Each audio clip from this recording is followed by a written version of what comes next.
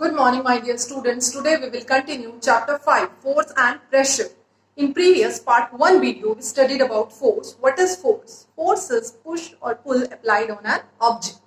We studied effects of force and types of force. Today we will study about pressure. What is pressure? Pressure is force acting per unit area of the surface. You may find this formula difficult, but I will explain you pressure with the help of some real life examples.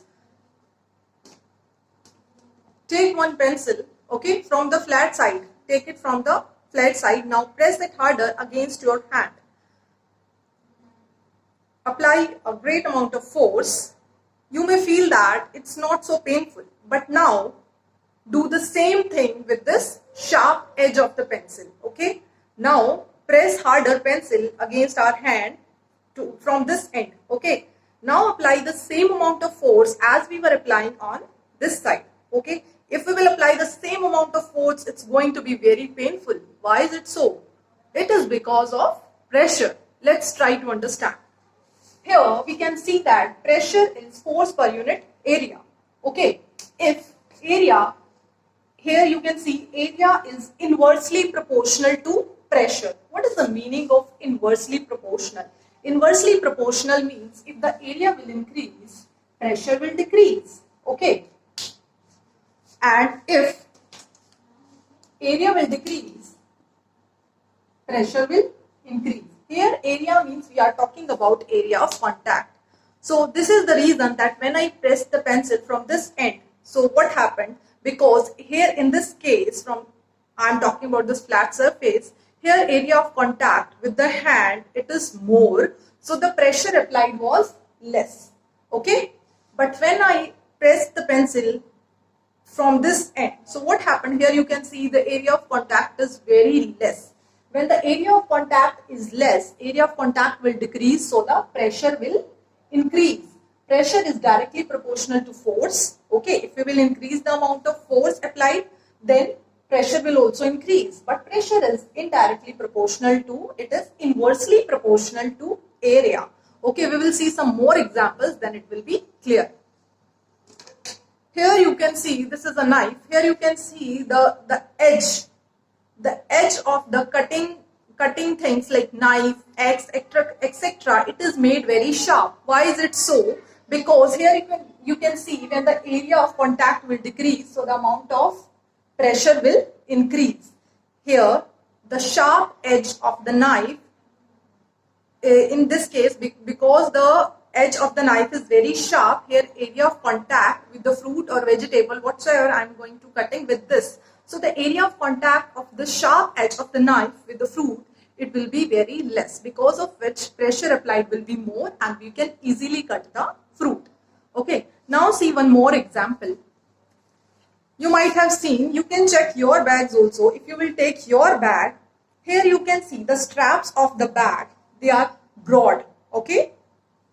You can check your bag also. Why is it so? Because why the straps have been made broad? So as to increase the area of contact. If the area of contact will increase, then the pressure applied, it will be decreased. The broader straps, in this case, the area of contact will be more, and then pressure on our shoulders, it will be less, and we can comfortably pick up our bag, okay.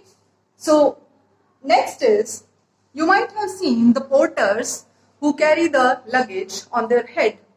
So you might have seen they keep a round piece of cloth on their head, okay. Why do they so? Because when the porters they put this round piece of cloth on their head. So what happens? Area of contact between the head and the load, it increases, okay. If the area of contact it will increase, so the pressure on the head will decrease, and then it helps the porters to carry their load easily, okay. So I hope now it is clear that what is pressure. Pressure means force acting per unit area of the surface, okay. So now you saw some real life examples of pressure. Now I hope it is clear.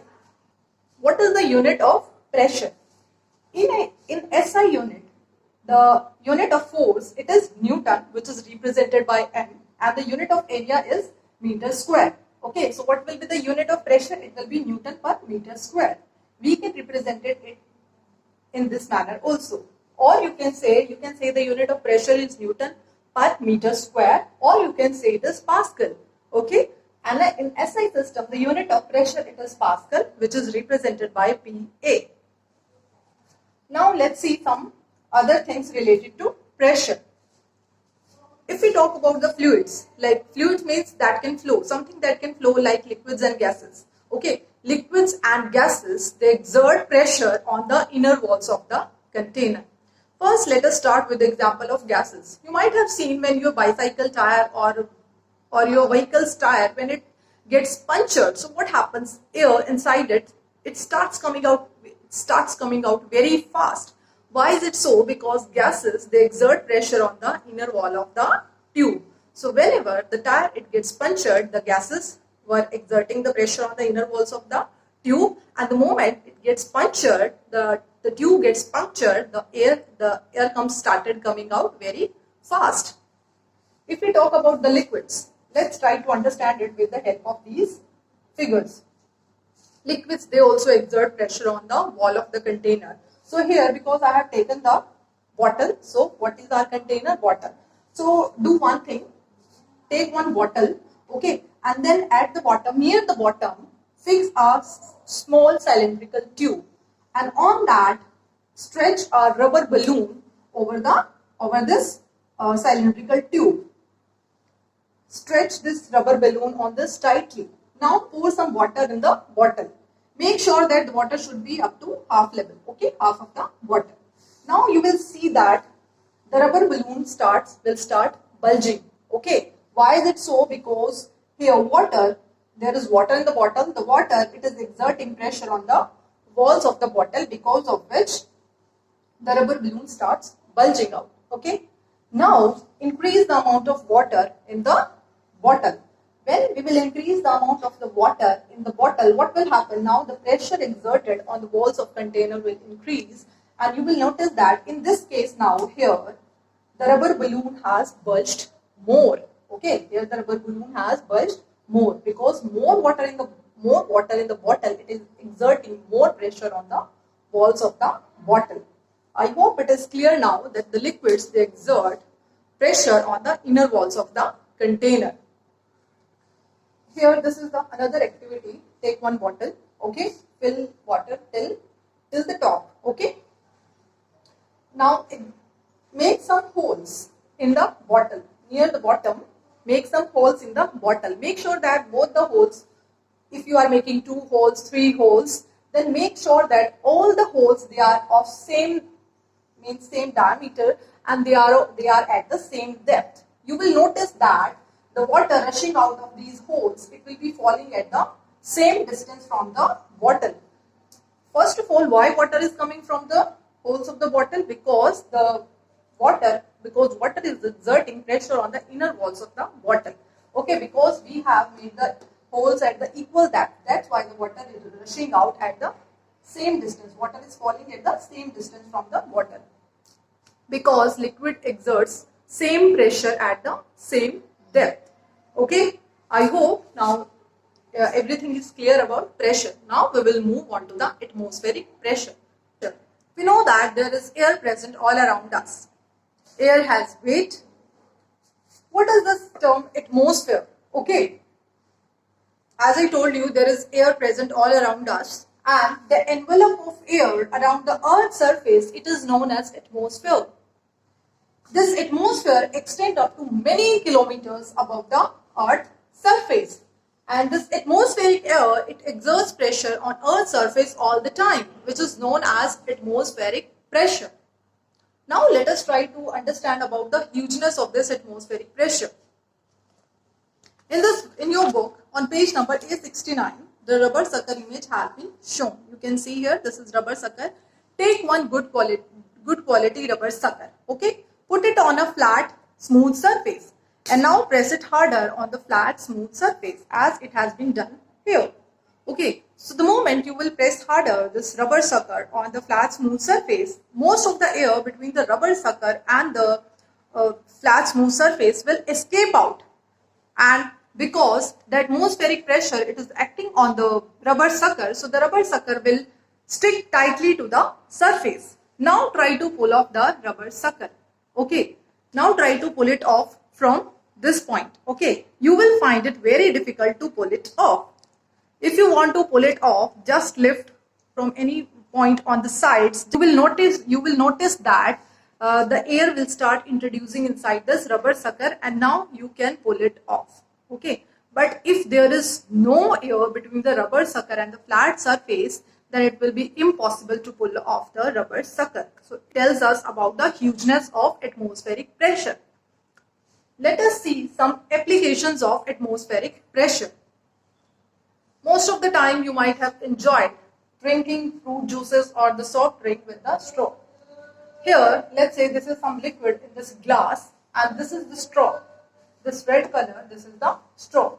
When the straw is standing in this liquid, I mean to say when no one is drinking this liquid, then liquid doesn't get pushed up. Okay? But when someone starts drinking it, so what happens? If I want to drink this liquid, I will have to suck the air. Okay, what I will do, if I want to drink it, I will suck the air. So because of which, what happens? Till the time no one has sucked the air from this, that means the straw is just standing in this liquid. So what happens? We know that atmospheric pressure, it acts on all the objects equally. Okay, let's say no one has started drinking from the straw. Okay, it is just standing in the liquid. So at that time, the atmospheric pressure inside and outside the straw, it is same. But now, if someone starts drinking the liquid, so what will happen? If I want to drink this liquid, I will have to suck the air. When I will suck the air, a partial vacuum will be created inside the straw. But outside, atmospheric pressure is acting here, because of which there is high pressure. But inside the straw, because I have sucked the air, there is low pressure. So we know that the liquids, they flow from high pressure to low pressure. So because of which the liquid will be pushed up in the straw and I can enjoy this liquid. Okay, so like this, the atmospheric pressure, it helps us in enjoying our fruit juices or the soft drinks with the help of straw. Now you might have seen at homes, vacuum cleaner is used for the cleaning purpose. How does this vacuum cleaner work? Vacuum cleaner, it also works on the principle of suction. Suction means, like, if we want to drink the juice, so we will have to suck the air from the straw. Okay, this is known as suction. So vacuum cleaner, it also works on this principle of suction. So what happens, as in this case, the vacuum cleaner also works like this. When I suck the air from this, a partial vacuum got created, or I can say the low pressure got created inside the straw, but outside there was high pressure, so the liquid got pushed up because of the pressure difference between outside and inside the straw. In the same way, in the vacuum cleaner, a fan does this work of creating the low pressure inside the vacuum cleaner, and because of which, but outside the vacuum cleaner there is high pressure. So because of which, air and the dirt particles near the pipe of the vacuum cleaner, they got sucked into the vacuum cleaner through the pipe of vacuum cleaner. Okay, this is how the vacuum cleaner works. So this was all about atmospheric pressure. Here chapter 5, force and pressure, is complete. Thank you.